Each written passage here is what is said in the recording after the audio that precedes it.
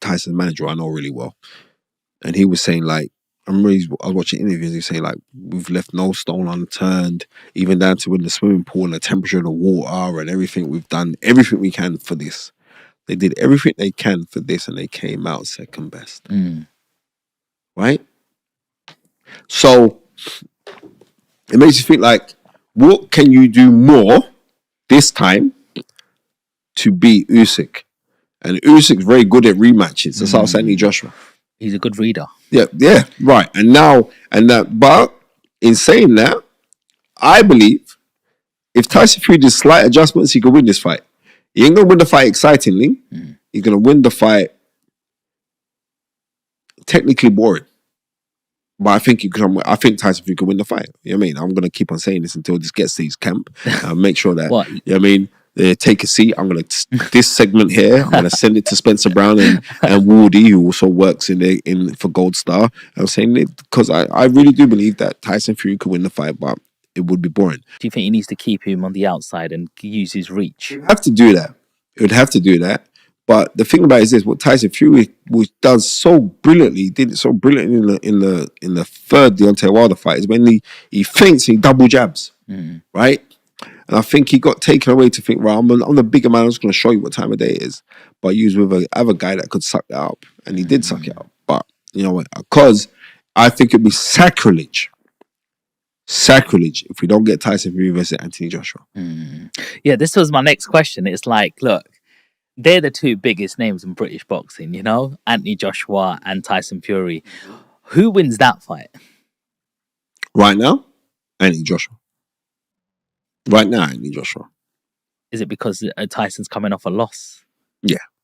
And not only that, but I really do enjoy this Anthony Joshua that I'm seeing right now, with who he's linked with Ben Davison. The irony is that Ben Davison used to train Tyson Fury.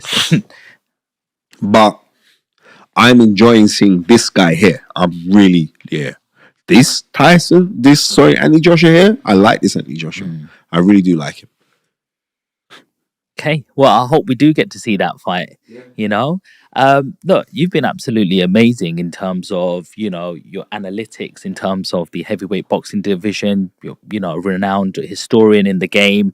You've got bags of knowledge. I want to go back in time to when you was actually boxing, you know. Seen a few of your fights, and one of the most exciting fights I saw of yours when you was fighting David Walker. God, that was a fight. Talk to me about that fight, because for those of people that don't know, there was like three knockdowns, and both of you got sort of knocked down. But talk to me about that fight. Talk to me about that night. You know what? I say this a lot to people, and I'm saying everything is about championing life. You can put so much emphasis in, I'm going to be champ. I've got to be. Like now, I can be really open and honest about it. I know that I massively underachieved as a boxer, but that was majorly because I didn't have that real fire inside my belly. Because I've been very fortunate in life to have a good network of people. Like Tundi Ajayi always says on the fight, I got a crazy black book, and it's even more crazy now. I got you in there as well now, right? But I'm saying like, I got a crazy black book where I know everybody. I was always that guy as a young kid that, if you want something, come to Spencer, no matter what it was. You know what I mean? Yeah. You know what I mean? I want to go on holiday. Talk to Spencer, he's got a link to get cheap holidays. You know what I mean? I want a new car. Talk to Spencer. I want a video recorder. Talk to anything, caster, anything. I was always that kid. And with that comes price tag you earn. So you're wheeling and dealing and all the rest of it. You know what I mean? I think now when I look back now as I'm getting older, I wish that I had better infrastructure. I'm glad that I'm talking to you because you're a property guy. We can sort out something off the camera, Maybe. right? yeah, right. So when you're that way inclined, the real oomph or desire weren't really there, because I could do amazing things in the gym. I mean, amazing things. And I'm not saying it to blow. But go speak to the old pros that you spar. Go speak to Rinky Wright. Go speak to Howard Eastman. Go speak to, there's loads of guys. Richard Williams was a fantastic player. Like, but I realize now that I was actually a gym fighter, right? What does that mean? meaning that I could perform in the gym, but I would never really perform in the spotlight. Certain times I was performing in the spotlight, certain times I wouldn't perform in the spotlight. Why is that? What's the difference? I'll tell you it's the occasion would play heavily on it, and like I remember, like before certain fights, um, I'd break down in tears. I remember like um, my best friend Edmund Clotty, everyone calls him Country. I remember I was up. It was like my first title fight was against a guy called Gary Logan, who's like one of my best mates, really mad fighter. Right there, against a guy called Gary Logan, right, for the Southern Area title, middleweight Southern Area title, and I'm in the like I would listen to a certain gospel song in my house to get me hyped. Right, I was by the Winans or something, but it would get me hyped. Like, yeah, we're gonna go do this.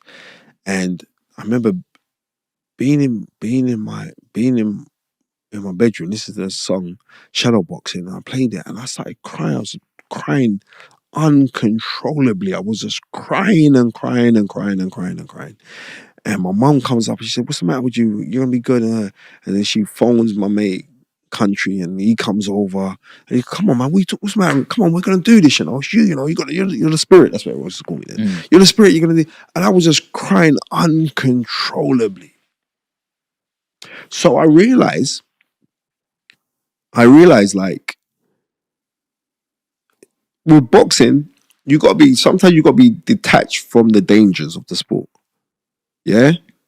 And I don't think I was really detached from the dangers of boxing. I'm not just talking about the physical danger, I'm talking about the mental danger. I wasn't detached from it. I was fully aware of the dangers. And it was also like with anything that you're going after in life, if you're going after it, but you're going after it half-hearted, because I was that guy, I always used to get girls, right? It's not, no, I'm saying I always used to get the prettiest girls I would get. I mean, I always had flash cars. I always had those things. And it wasn't through the attributes of boxing, right? People thought it was from the attributes of boxing, but it actually wasn't from the attributes of boxing. And it was like, when you're that face, like, I was a name from secondary school. Everybody knew, oh, Spencer's the guy. So I've always had that. So, and if I look at guys who really made it, they were not the ones. They had something to really, really fight for. Do you know what I mean? And it's like, when I fought Dave Walker, I remember that was 5 million people watched that on BBC, right? It won fight of the year. Yeah, it was fight of the year. Fight of the year. And me and Dave Walker are really good friends. My mom passed away 2 years ago. And let me just say this before anything. Dave Walker came to my mom's funeral, right? And he brought my old boxing club, Lynn AC club captain, Harry Senior. He brought Harry Senior. Harry Senior, he had a really bad stroke, right? And he brought Harry because he's kind of like Harry's unofficial carer, right? And he brings Harry Senior there. Harry's at there, and everybody came to my mom's funeral. I mean, everybody. I was seriously, everybody came to my mom's funeral. Former world champions came, current champions. It was mad. I mean, ex-footballers who were big stars. It was mad. The amount of people that came to my mom's funeral. But Dave Walker came to my mom's funeral. And this guy, when he came to my mom's funeral, he helped tidy up. He was in the kitchen serving food, all those kind of things. It's like, so me and Dave's been friends. I was looking at that and I'm saying, look at this, how crazy things are, Dave. Because like 20 years prior to that, me and you were literally, and I mean literally trying to kill each other. You know? And, you know what I mean? Dave had his open battles, or which he's had his own demons that he's battled and all the rest of it. But on those things, it's like, that was such a good fight. I remember knock him down in the first round. At the end of the first round, it was like if I was 20 seconds or 10 seconds earlier, he'd been knocked out. And he gets up and he's gone. And he's trained by Robert McCracken. Imagine we were talking about Robert. He's trained by Robert McCracken, right? He comes out second round, he tries to stick it on me and I catch him again. I hit him with a right uppercut, left hook, and he goes over from that again. And I think, right, you're done. You actually jumped on the ropes, didn't you? Yeah. I thought, you're done now. You're done. And you know, even more so, like anybody tell you in boxing, like when you hit somebody, you can feel a little shock in your hand, a little shock, like a funny feeling, like a little electric shock in your hand. That's when, and he got up, fair play to it, right?